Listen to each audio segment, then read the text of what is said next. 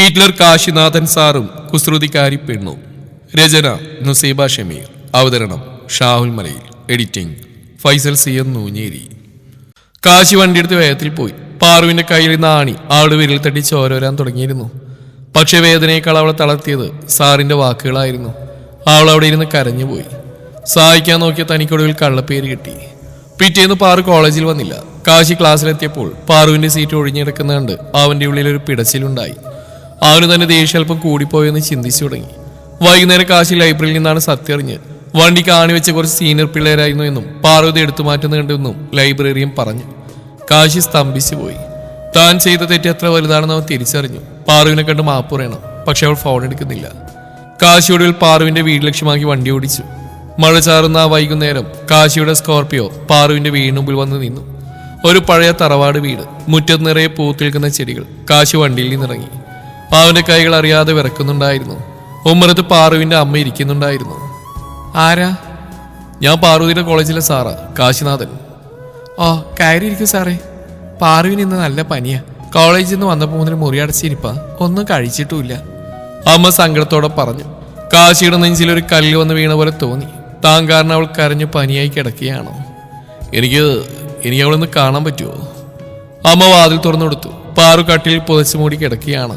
അവളുടെ മുഖം വിളറിയിരിക്കുന്നു. കാശി പതുക്കെ അവിടെ അരികിലിരുന്നു. പാർവതി, അവൻ മൃദുവായി വിളിച്ചു.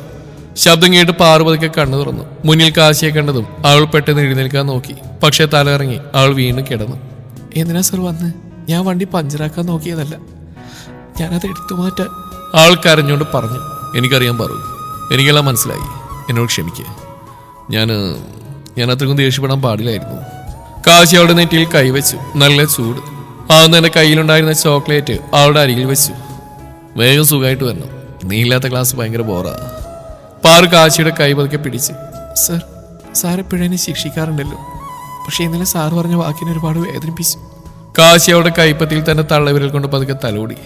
ഇനി അതുണ്ടാവില്ല, സത്യം. അവന്റെ ആ സ്പർശനത്തിൽ പാറുവിന്റെ പനി പകുതി കുറഞ്ഞ പോലെ തോന്നി. ആ ഗൗരവക്കാരൻ സാറ് തന്റെ വീട്ടിൽ വന്ന് ക്ഷമ ചോദിക്കുമെന്ന് അവൾ സ്വപ്നത്തിൽ പോലും കരുതിയില്ല. സർ, അപ്പൊ നാളെ മുതൽ എനിക്ക് ശിക്ഷയൊന്നുണ്ടാവില്ലേ? അവൾ കുസൃതിയോടെ ചോദിച്ചു. കാശി ചിരിച്ചുപോയി. അതൊക്കെ ഉണ്ടാവും. ഹോംവർക്ക് ചെയ്തില്ലെങ്കിൽ ഇപ്പൊ കിട്ടിയതിനേക്കാൾ വലിയ ശിക്ഷ തരും. അതുകൊണ്ട് വേഗം എഴുന്നേറ്റ് കഞ്ഞി കുടിക്കുക. അമ്മ അങ്ങോട്ട് വന്നപ്പോൾ കാശി എഴുന്നേറ്റു. ഞാൻ ഇറങ്ങുക, പാറുവിന് റെസ്റ്റ് വേണം. പോകുന്നേരം സാർ തിരിഞ്ഞു പാറുവിനെ നോക്കി. അവളൊരു കൊച്ചുകുട്ടിയെ പോലെ പുതപ്പിനുള്ളിരുന്ന് സാധനം നോക്കി ചിരിക്കുന്നുണ്ടായിരുന്നു. കാശി വണ്ടി ഓടിച്ചു പോകുമ്പോൾ റേഡിയോയിലൊരു പാട്ട് ഒഴുകി വരുന്നുണ്ടായിരുന്നു. അവന്റെ ചുണ്ടിൽ ഒരു ചെറിയ പുഞ്ചിരി വിരിഞ്ഞു. പക്ഷെ അടുത്ത ദിവസം കോളേജിൽ ചെന്നപ്പോൾ സംഗതി മാറി. കാശി പാറുവിന്റെ വീട്ടിൽ പോയി വിവരം കോളേജിൽ പാട്ടായി. എന്താ കാശി സാറേ, സ്റ്റുഡന്റിന്റെ വീട്ടിൽ വരെ വിസിറ്റിംഗ് ആണോ? സഹപ്രവർത്തനായ തോമസ് സാറ് പരിഹാസത്തോടെ ചോദിച്ചു. കാശി ഒന്നും മിണ്ടിയില്ല. പക്ഷെ അവന്റെ ഉള്ളിൽ ഒരു ഭയം ഉടലെടുത്തു. അതേസമയം പാറു കോളേജിലെത്തിയത് ഒരു വലിയ ഗമ്മിലായിരുന്നു. പക്ഷെ കോളേജിലെ അടക്കമറിച്ചിലുകൾ ഒരു വലിയ കൊടുങ്കാറ്റിന്റെ സൂചനയായിരുന്നു. കോളേജിലെ അന്തരീക്ഷമാകെ മാറിയിരുന്നു. കുട്ടികൾക്കിടയിൽ കാശിയെയും പാറുവിനെയും കുറിച്ച് പലവിധ കഥകൾ പ്രചരിച്ചു. കാർക്കശിക്കാരനായ പ്രൊഫസർ തന്റെ പ്രിയപ്പെട്ട സ്റ്റുഡന്റിന്റെ വീട്ടിൽ രാത്രി സന്ദർശനം നടത്തിയെന്ന വാർത്ത പലർക്കും ദഹിച്ചിട്ടില്ല. പാറു ക്ലാസ്സിലേക്ക് കയറിയപ്പോൾ പതിവ് പോലെ കാശി ക്ലാസ് എടുത്തുകൊണ്ടിരിക്കുകയാണ്. പക്ഷെ അദ്ദേഹത്തിന്റെ മുഖത്ത് പഴയ ആ ഗൗരവം ഇരട്ടിയായി തിരിച്ചു വന്നിരിക്കുന്നു. Roll number 24. പാർവതി, സ്റ്റാൻഡപ്പ്. സാറിന്റെ ശബ്ദത്തിന് അന്ന് വല്ലാത്തൊരു കാഠിന്യമുണ്ടായിരുന്നു. പാർവതിക്ക് എഴുന്നേറ്റു. സർ, കഴിഞ്ഞ 3 ദിവസത്തെ നോട്ട്സ് കംപ്ലീറ്റ് ആക്കിയോ? ഇല്ലെങ്കിൽ ക്ലാസ്സിന് പുറത്തിറങ്ങി നിൽക്കുക. എനിക്ക് സ്പെഷ്യൽ പരിഗണന ആർക്കും നൽകാൻ താല്പര്യമില്ല. സാർ എല്ലാവരും കേൾക്കി ഉറക്കെ പറഞ്ഞു. പാറുവിന് ഷോക്കേറ്റ പോലെ തോന്നി. വീട്ടിൽ വന്ന് അത്രയും സ്നേഹത്തോടെ സംസാരിച്ച സാറാണോ ഈ നിൽക്കുന്നത്? അവൾ തലതാഴ്ത്തി നിന്നു. സർ, പനിയായതുകൊണ്ട് എഴുതിയിട്ടില്ല. എങ്കിൽ പുറത്തു നിൽക്കൂ. എന്റെ ക്ലാസ്സിൽ അച്ചടക്കം പാലിക്കാൻ പറ്റാത്തവർക്ക് ഇവിടെ സ്ഥാനമില്ല. കാശി ബോർഡിലേക്ക് തിരിഞ്ഞു. പാറു സങ്കടത്തോടെ പുറത്തേക്ക് നടന്ന് വരാതിൽ നിൽക്കുമ്പോൾ അവളുടെ കണ്ണുകൾ നിറഞ്ഞു. സാർ എന്തിനാണ് ഇത്ര ക്രൂരായിട്ട് എന്നോട് പെരുമാറുന്നത്? സത്യത്തിൽ കാശി പേടിച്ചിരിക്കുകയായിരുന്നു. പ്രിൻസിപ്പൾ അദ്ദേഹത്തെ രാവിലെ വിളിച്ച് ചോദിച്ചിരുന്നു. മിസ്റ്റർ കാശിനാഥൻ, ഒരു പെൺകുട്ടിയുടെ വീട്ടിലേക്ക് പോകുമ്പോൾ കുറച്ചുകൂടി ശ്രദ്ധിക്കായിരുന്നു. പലരും പലതും പറയുന്നുണ്ട്. ആ ഒരു പേടിയാണ് അവൻ പാറുവിനോട് ഇത്രയും കടുപ്പത്തിൽ പെരുമാറിയത്. ഇന്റർവെൽ സമയത്ത് പാറു ലൈബ്രറിക്ക് മുന്നിൽ ഇരുന്ന് കരയുകയായിരുന്നു. അപ്പോഴാണ് കാശി അങ്ങോട്ട് വന്ന് അവൻ ചുറ്റും നോക്കി ആരുമില്ലെന്ന് ഉറപ്പിച്ചു. പാർവതി. പാറു മുഖം തുടച്ച് എഴുന്നേറ്റു. സാറെന്തിനാ ഇങ്ങോട്ട് വന്ന്? ഇനി ആരെങ്കിലും കണ്ടാൽ സാറിന് പ്രശ്നമാവില്ലേ? കാശിയുടെ ഉള്ളെന്ന് മിങ്ങി. സോറി പാർവതി, എനിക്കങ്ങനെ പെരുമാറേണ്ടി വന്നു. കോളേജിൽ ഇപ്പോൾ പലരും നമ്മളെപ്പറ്റി സംസാരിക്കുന്നുണ്ട്.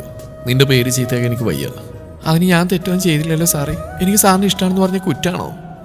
അല്ല, പക്ഷെ സാഹചര്യം മോശ. നീ കുറച്ചു കാലത്തേക്ക് എന്നോട് അകലം പാലിക്കണം. ക്ലാസ്സിൽ ഞാൻ പറയുന്ന ശിക്ഷകൾ നിശബ്ദമായിട്ട് അനുസരിക്കണം. നമുക്കിടയിൽ ഒന്നുമില്ലെന്ന് മറ്റുള്ളവർക്ക് തോന്നണം. സാറ് വേദനയോടെ പറഞ്ഞു. പാറു സാറിന്റെ കണ്ണുകളിലേക്ക് നോക്കി. ആ കണ്ണുകളിൽ പ്രണയവും അതിനേക്കാൾ വലിയൊരു നിസ്സഹായാവസ്ഥയെ അവൾ കണ്ടു. ശരി സർ, സാറ് പറയുന്ന പോലെ ഞാൻ ചെയ്യാം. പക്ഷെ എനിക്ക് സാറിനെ കാണാതിരിക്കാൻ പറ്റില്ല. കാണാം, പക്ഷെ അധ്യാപനം വിദ്യാർത്ഥിയായിട്ട് മാത്രം, പ്ലീസ്. കാശി വേഗം അവിടുന്ന് പോയി. പിറ്റേന്ന് മുതൽ പാറുവാകം മാറി. അവൾ ക്ലാസ്സിലെ ഏറ്റവും കൂടുതൽ ശിക്ഷ വാങ്ങുന്ന കുട്ടിയായി. കാശി അവളെ മനഃപൂർവ്വം വഴക്ക് പറഞ്ഞുകൊണ്ടിരുന്നു. പക്ഷെ ഓരോ തവണ വഴക്ക് പറയുമ്പോഴും അവന്റെ നെഞ്ചിൽ ഒരു ആണി തറയ്ക്കുന്നുണ്ടായിരുന്നു. അന്ന് വൈകുന്നേരം സ്റ്റാഫ് റൂമിൽ എല്ലാവരും ഇരിക്കുമ്പോൾ തോമസ് സാറ് വീണ്ടും ചോദിച്ചു, കാശി, ആ പാർവതിക്ക് നീ എന്തിനാ ഇത്രയും പണിയെടുക്കുന്നത്? പാവം കുട്ടി ആ ലൈബ്രറിയിൽ നിന്ന് കരയുന്ന കണ്ടു. കാശി പതുക്കെ പുഞ്ചിരിച്ചു. അച്ചടക്കില്ലാത്തവർ എനിക്ക് ഇഷ്ടമല്ല തോമസ്. അവള് നന്നാവട്ടെ എന്ന് കരുതിയാ. കോളേജിൽ ആ സംസാരങ്ങൾ അടക്കി നിർത്താൻ കാശി എടുത്ത ആ തീരുമാനം പാറുവിനെ ശരിക്കും കഷ്ടത്തിലാക്കി. ക്ലാസ്സിൽ കയറിയാൽ സാർ അവളെ നോക്കി ചിരിക്കുക പോലും ചെയ്യില്ല. എന്ന് തന്നെയല്ല, ഏറ്റവും കടുപ്പമേറിയ ചോദ്യങ്ങൾ ചോദിക്കുന്ന പാറുവിനോട് മാത്രമായി. Parvathi, explain the concept of streams of consciousness in Virginia Woolf's novels. Kashi ഗൗരവത്തിൽ ചോദിച്ചു.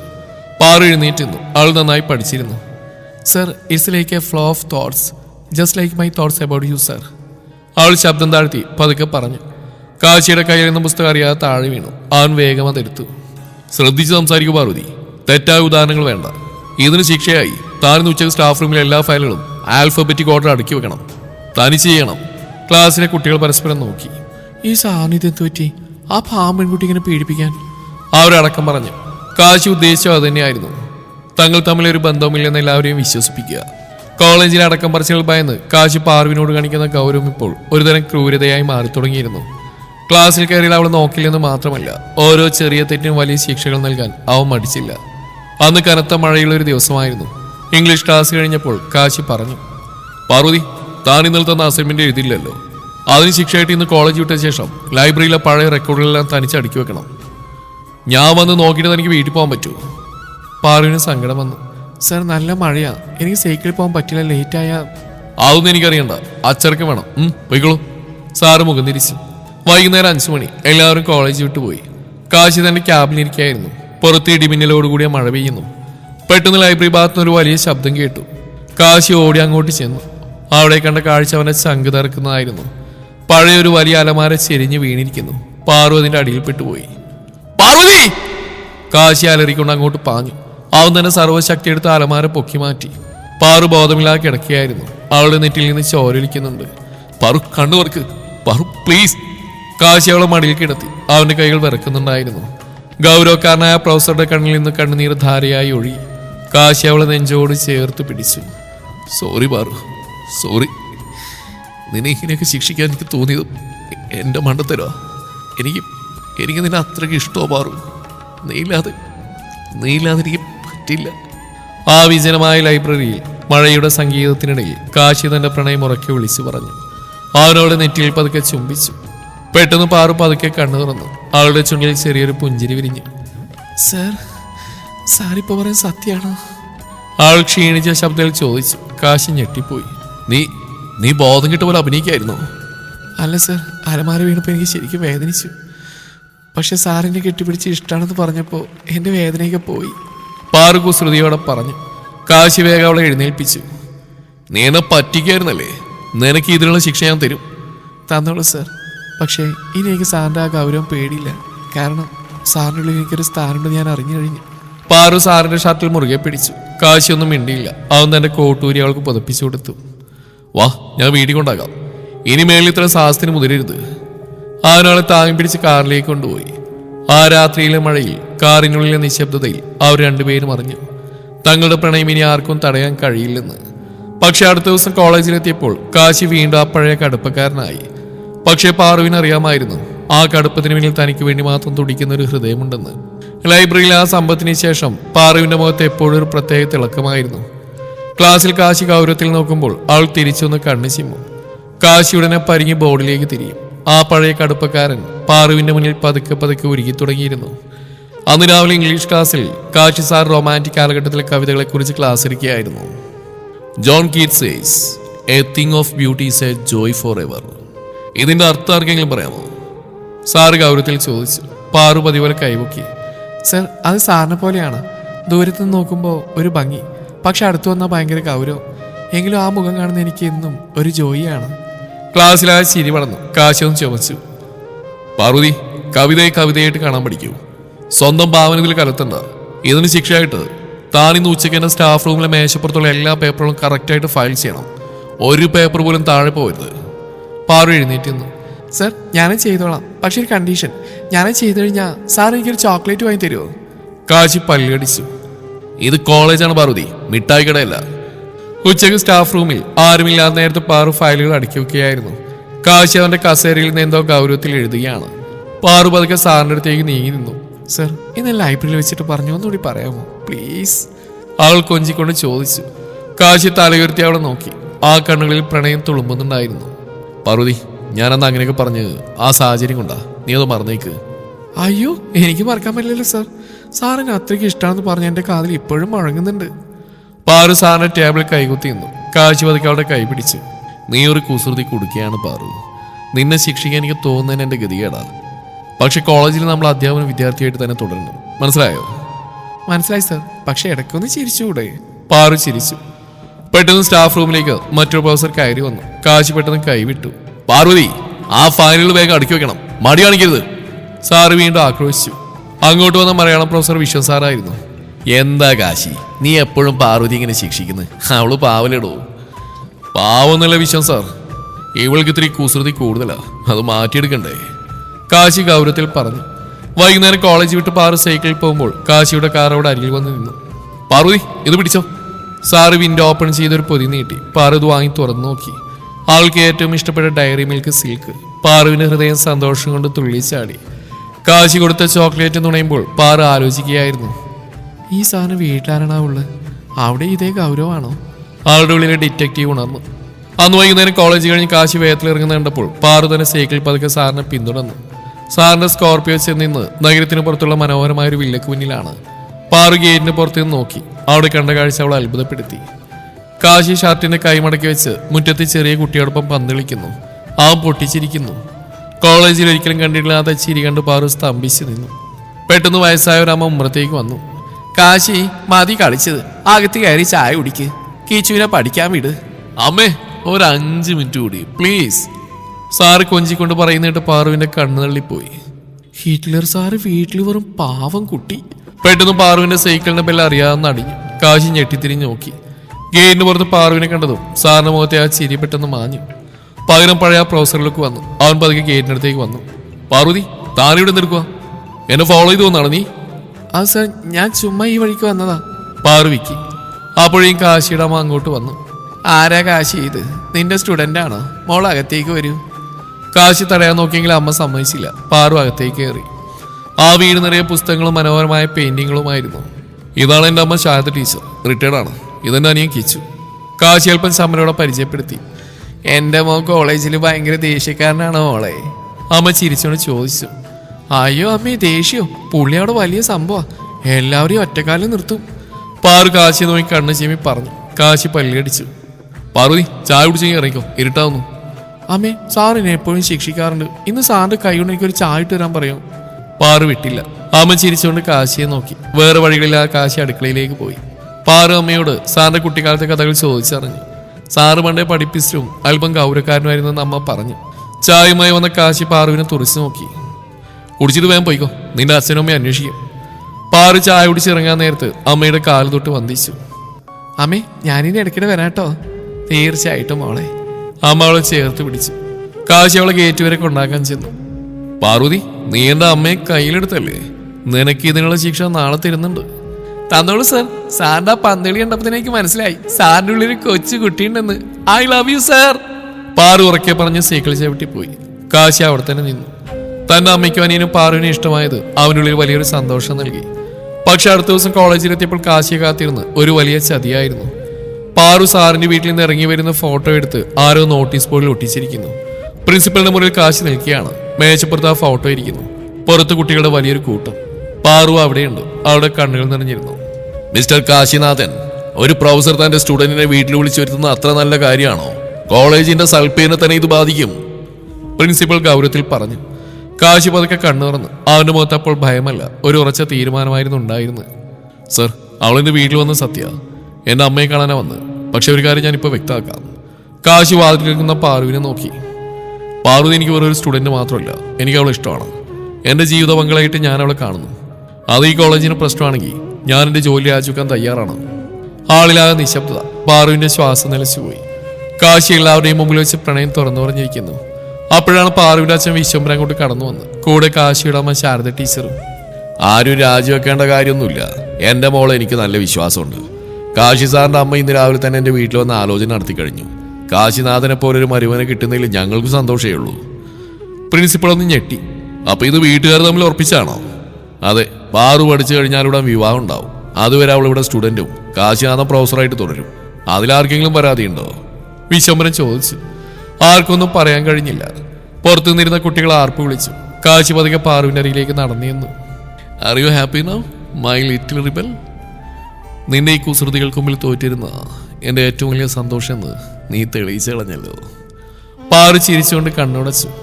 അപ്പൊ ശിക്ഷയൊന്നും ഉണ്ടാവില്ലേ സാർ? ഉണ്ടാവും. ജീവിതകാലം മുഴുവൻ എൻ്റെ ഈ ഗൗരവം സഹിക്കണം. അതാ നിനക്കുള്ള എൻ്റെ ശിക്ഷ. 6 മാസങ്ങൾക്ക് ശേഷം നഗരത്തിലെ ഏറ്റവും വലിയ ഓഡിറ്റോറിയം അന്ന് പൂക്കൾ കൊണ്ട് നിറഞ്ഞിരുന്നു. പാറുവിൻ്റെ അച്ഛൻ വിശ്വംബരൻ അതിഥികളെ സ്വീകരിക്കാൻ തിരക്കിലാണ്. കാശിയുടെ അമ്മ ശാരദ ടീച്ചർ പാറുവിനൊരുക്കുന്ന തിരക്കിലും. പന്തലിലേക്ക് മന്ത്രഘോഷങ്ങൾക്കിടയിൽ കാശി വന്നു. വെള്ള പട്ടുമുണ്ടും ഷർട്ടും ധരിച്ച് ആ പഴയ ഗാംഭീര്യത്തോടെ സാറ് നടന്നു വരുമ്പോൾ കോളേജിലെ പിള്ളേരെല്ലാം കൂടി ഹുയിവിളി തുടങ്ങി. കാശി ഒന്ന് കണ്ണുരുട്ടിയപ്പോൾ എല്ലാവരും നിശബ്ദരായി. അങ്ങോട്ട് തോമസ് സാറും വിശ്വ സാറും മറ്റു പ്രൊഫസർമാരും ചിരിച്ചുകൊണ്ട് കടന്നു വന്നു. എന്താ കാശി, കല്യാണ ദിവസങ്ങളിൽ ഗൗരവം ഒന്ന് കുറച്ചുകൂടെ?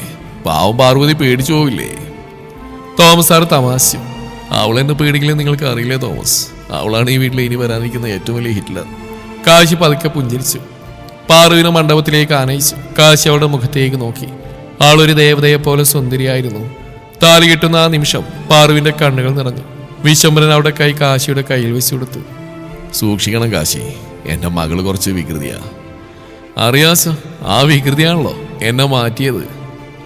സദ്യ കഴിഞ്ഞ് ഫോട്ടോ എടുക്കാൻ തിരക്കിലായി. രശ്മിയും ഗ്യാങ് കൂടി കാശിയെ വളഞ്ഞു. സർ, പാറുവിനെ നിങ്ങൾ വിട്ടില്ല, ഒരു പാട്ടുപാടിയിൽ വിടും. കാശി പതറി. ഏയ്, എനിക്ക് പാടാനറിയില്ല കുട്ടികളെ. പാടണം സർ, അല്ലെങ്കിൽ പാറുവിനെ കൊണ്ട് ഇമ്പോസിഷൻ എഴുതിപ്പിക്കുന്ന ഞങ്ങൾ പറയും. രശ്മി ഭീഷണിപ്പെടുത്തി. ഒടുവിൽ കാശി മൈക്ക് കയ്യിലെടുത്ത് പാറുവിനെ നോക്കി അവൻ പതുക്കെ പാടി. ഓഡിറ്റോറിയം ആ കൈയടികൾ കൊണ്ട് നിറഞ്ഞു. പാറുവിന് തന്നെ സാറിനെ പറ്റി വല്ലാത്തൊരു അഭിമാനം തോന്നി. സദ്യ കഴിഞ്ഞ് ഫോട്ടോ സെഷൻ നടക്കുമ്പോൾ രശ്മിയും ഫ്രണ്ട്സും ചേർന്ന് ഒരു പണിയൊപ്പിച്ചു. അവർ കാശിയെ കൊണ്ട് പാറുവിന്റെ ചെവിയിൽ ഐ ലവ് യു എന്ന് ഉറക്കെ പറയിപ്പിച്ചു. സാറേ, മൈക്കിലൂടെ പറയണം, സാറിന്റെ ഗമയെന്ന് ഇവിടെ വേണ്ട. രശ്മി കളിയാക്കി. കാശി മൈക്ക് വാങ്ങി പാറുവിന്റെ കണ്ണുകളിലേക്ക് നോക്കി. ഏയ് പാർവതി, നിന്നെ പോലൊരു കുസൃതി കൊടുക്കില്ലായിരുന്നെങ്കിൽ എൻ്റെ ഈ ജീവിതം വെറും ഗ്രാമർ പുസ്തകം പോലെ ബോറായനെ. I love you so much. ആടെ കുടിയിരുന്ന കോളേജിലെ പിള്ളേരെല്ലാം കൂടി ആർപ്പ് വിളിച്ചു. പണ്ട് സാറിനെ പേടിച്ചോടിയിരുന്നവർ ഇന്ന് സാറിന്റെ റൊമാൻസ് കണ്ട് അന്തം വിട്ട് നിന്നു. രാത്രി പാറു മുറിയിലിരിക്കുമ്പോൾ മഴ തിമിർത്ത് പെയ്യുകയായിരുന്നു. കാശി മുറിയിലേക്ക് വന്നപ്പോൾ കണ്ടത് പാറു തന്റെ പഴയ ഇംഗ്ലീഷ് ടെക്സ്റ്റ് ബുക്ക് തുറന്നു വെച്ച് അതിൽ നോക്കിയിരിക്കുന്നതാണ്. എന്താ പാർവതി, കല്യാണ രാത്രിയിലും പഠിക്കുകയാണോ നീ? കാശി ചിരിച്ചുകൊണ്ട് അവിടെ അരിയിലിരുന്നു. പാറു പതുക്കെ തല ഉയർത്തി. ആളുടെ കണ്ണുകളിൽ കുസൃതി മിന്നി. സാർ, എനിക്കൊരു ഡൗട്ടുണ്ട്, അത് ചോദിക്കാൻ ഞാൻ കാത്തിരുന്നു. എന്താ എന്റെ ഡൗട്ട്? സാർ അവളുടെ മുടികൾ ഒതുക്കി വെച്ച് കൊടുത്തു. സാർ, അന്ന് ലൈബ്രറിയിൽ വെച്ച് എന്നെ കെട്ടിപ്പിടിച്ചപ്പോൾ സാറ് പറഞ്ഞില്ലേ നീ ഇല്ലാതെ എനിക്ക് പറ്റില്ല എന്ന്? അത് സാർ ഷേക്സ്പിയറുടെ ഏതെങ്കിലും നാടകത്തിൽ നിന്ന് കോപ്പി അടിച്ചാണോ അത് സ്വന്തമായിട്ട് പറഞ്ഞാണോ? കാശി പൊട്ടിച്ചിരിച്ചു. അവനവളെ ചേർത്ത് പിടിച്ചു. അതിൻ്റെ ഹൃദയത്തിൽ നിന്ന് വന്ന വരികളാണ് പാറു. അതിലൊരു ഗ്രാമർ മിസ്റ്റേക്കും ഇല്ല. കാശി ഷർട്ടിന്റെ പോക്കറ്റിൽ നിന്നൊരു ചെറിയ മോതിരം എടുത്തു. അതിൽ കാശി ലവ് പാറു എന്ന് കൊത്തിവെച്ചിരുന്നു. അവനത് അവിടെ വിരലിലണിയിച്ചു. പാർവതി, നീ എൻ്റെ സ്റ്റുഡൻ്റ് ആയിരുന്നപ്പോൾ ഞാൻ നിന്നെ ഒരുപാട് വേദനിപ്പിച്ചിട്ടുണ്ട്. പക്ഷേ ഇനിയുള്ള കാലം നിന്റെ ഓരോ കണ്ണുനീർത്തുള്ളിയും തുടക്കാൻ ഈ കാശിനാഥൻ കൂടെ ഉണ്ടാവും. പക്ഷെ ഒരു കണ്ടീഷൻ. എന്താ സാർ? നാളെ രാവിലെ നമ്മൾ ഹണിമൂണ് പോകും. പിന്നെ നീ എന്നെ സാറെന്ന് വിളിക്കരുത്, പകരം കാശിയേട്ടാ എന്ന് വിളിക്കണം. തെറ്റിയാൽ ഓരോ തവണയും എനിക്കൊരു ചുംബനം പിഴയായി നൽകണം. സമ്മതാണോ? സാറ് കള്ളച്ചിരിയോടെ ചോദിച്ചു. പാറുവിന്റെ മുഖം ചുവന്നു കൊടുത്തു. അയ്യോ, അത് വല്ലാത്തൊരു ശിക്ഷയാണോ സാറേ? സോറി കാശിയേട്ടാ. തെറ്റിച്ചു. നീ സാറെന്ന് വിളിച്ചു. ശിക്ഷ എനിക്ക് ഇപ്പോൾ തന്നെ വേണം. കാശി അവളുടെ അരികിലേക്ക് നീ. പാറുവിന്റെ ഹൃദയമിടിപ്പ് വേഗത്തിലായി. അവൾ കണ്ണുകൾ ഇറുക്കി അടച്ചു. കാശിയേട്ടാ പ്ലീസ്, വിറക്കുന്ന ശബ്ദത്തിൽ അവൾ പറഞ്ഞു. കാശി അവളുടെ മുഖം കൈക്കൊമ്പിലെടുത്ത് മൃദുവായി ഉയർത്തി. തെറ്റുപറ്റിയാൽ പിന്നെ ശിക്ഷയിൽ ഇളവില്ല പാറു. എന്ന് പതിഞ്ഞ സ്വരത്തിൽ പറഞ്ഞുകൊണ്ട് അവൻ അവളുടെ നെറ്റിയിൽ ചന്ദനഗന്ധമുള്ള ഒരു ചുംബനം നൽകി. അവളുടെ വിരലുകൾ അവന്റെ ഷർട്ടിൽ മുറുകി. പുറത്തു നിലാവിനൊപ്പം തണുത്ത കാറ്റും വീശുന്നുണ്ടായിരുന്നു. പക്ഷേ ആ മുറിക്കുള്ളിൽ പ്രണയത്തിന്റെ മനോഹരമായ ചൂട് പടരുകയായിരുന്നു. 1 വർഷത്തിന് ശേഷം കോളേജ് വരാന്തയിലൂടെ കാശി നടന്നു വരികയാണ്. പഴയ അതേ ഗാംഭീര്യം, അതേ ഗൗരവം. പക്ഷെ അവൻ തന്റെ ക്യാബിൽ കയറിയപ്പോൾ അവിടെ ചെറിയൊരു പൂച്ചയുടെ ഒരു കുറിപ്പ് ഇരിക്കുന്നു. കാശി സാറേ, വൈകുന്നേരം വരുമ്പോഴേ ആ പഴയ ഗൗരവം കോളേജിൽ തന്നെ വെച്ചേക്കണം. പകരം എനിക്കുള്ള ഐസ്ക്രീം മറക്കാതെ കൂടെ കരുതണം, ഇല്ലെങ്കിൽ വാതിലോർക്കില്ല എന്ന് കാശിയുടെ സ്വന്തം പാറു. കാശി ആ കത്ത് മണത്ത് നോക്കി പതുക്കെ പുഞ്ചിരിച്ചു. അവന്റെ ഗൗരവ കോട്ടകൾ പാറു എന്ന കുസൃതിക്കാരി എന്നേ തകർത്ത് കഴിഞ്ഞു. ജീവിതം ഒരു വലിയ ഇംഗ്ലീഷ് കവിത പോലെ മനോഹരമായി ഒഴുകിക്കൊണ്ടിരുന്നു. കാശിയുടെ ആ പഴയ ഡയറിയിൽ ഇനിയൊരു പുതിയ പേജ് കൂടി എഴുതപ്പെടും. പാർവതി, നീ എൻ്റെ ജീവിതത്തിലെ ഏറ്റവും മനോഹരമായ കവിതയാണ്. തെറ്റുകളില്ലാത്ത പ്രണയം മാത്രം നിറഞ്ഞ എൻ്റെ പ്രിയപ്പെട്ട കവിത.